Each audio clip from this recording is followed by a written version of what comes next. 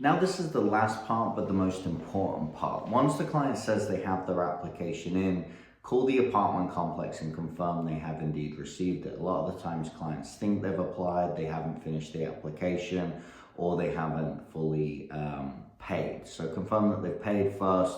Once they've paid, that means the app's in, and then call the apartment complex to confirm the unit's been locked off and ask them the status of the application. They'll say one of three things. It's been approved, it has been approved with conditions, which means an extra deposit, or it's been denied. Now, if it's denied, ask for the reason why. Sometimes it's things like income, so you can get a cosigner put on there, or sometimes they just need some extra information. Now, you're gonna have to go back and forward between these two people probably about 10 to 15 times in order to get the deal through. It's just the way it is. For some reason, leasing take forever to get stuff through. Clients normally freak out during this point, and they get upset because it takes so long. So just call both of them every day. And that's the rule we have at the brokerage. Call every day. Hey, John, check in. Have they gotten you the lease yet? After it's been approved, have they approved the app yet? No, they haven't. Call the leasing. Hey, this app hasn't been approved yet. Can you get it approved? What are we waiting on? Go back and forward, back and forward, back and forward until they've got it approved, until they've got the lease. Now, once your client gets the lease, be like, shoot me over a copy of the lease. I can hold it for our records in case we need it for anything. And a lot of the times it can come in really, really handy if anything happens later down the line and they need to refer back to the lease. The amount of times I've seen mistakes on these leases as well, so you can check it over for them and just confirm that everything's good on it before signing it. And then once they sign it, they're pretty much all good to move in. I normally stay in contact with them periodically before move-in. On move-in day, is give them a call, congratulate them on moving in, tell them to give you a call if there's absolutely any issues with the apartment at all. Sometimes there are, and you have to deal with those. Then on move-in day, I invoice.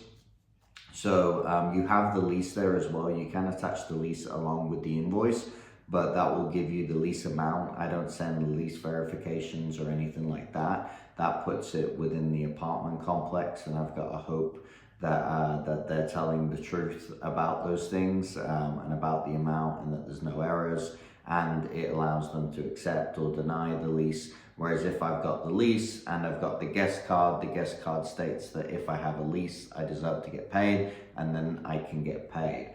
I'll then email, there's two ways you can send the invoices. One is through Smart Apartment Data, there's a thing on there, and then there's also QuickBooks, which I'll put a link down. I think it's like $37 a month, Smart Apartment's like $70, I think. Maybe there's a cheaper membership around $50, they kind of fluctuate the prices. So you may just want to start off with Smart Apartment Data. I definitely recommend that one to start with, just to get you going. It's probably the only thing you need to start. When I first started, that's all I had.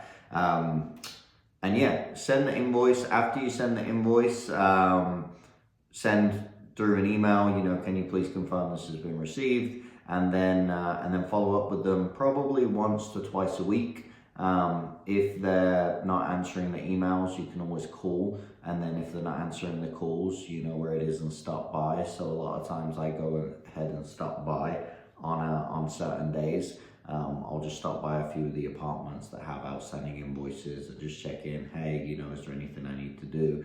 Is really what you'll find in this whole process is if you just stay on top of everything, you can keep control of everything and you can make everything work correctly. Now, if you let one thing go, if you're not following up on the app every day, is something's going to go wrong. I don't know who created these laws, but they're definitely correct. So I hope all in all, these videos have helped you. That will be your first deal. Normally around 3 to 4 of those, and you'll hit your 5K.